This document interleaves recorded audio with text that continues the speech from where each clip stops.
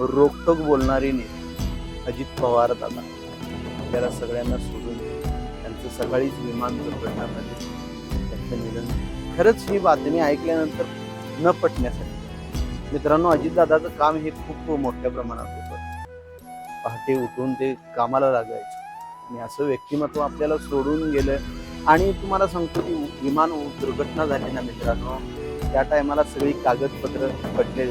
कायम म्हणजे जनतेचा विचार करणारे असे व्यक्ती, राजकीय क्षेत्रामध्ये त्यांची पोकळी कधीच भरून निघणार नाही. खरंच अजित पवार साहेब हे आम्हाला असं मोठ्या पदावर जाणे असं बघायचं होऊ शकलं नाही. खरंच अजित पवार दादांना भावपूर्ण श्रद्धांजली.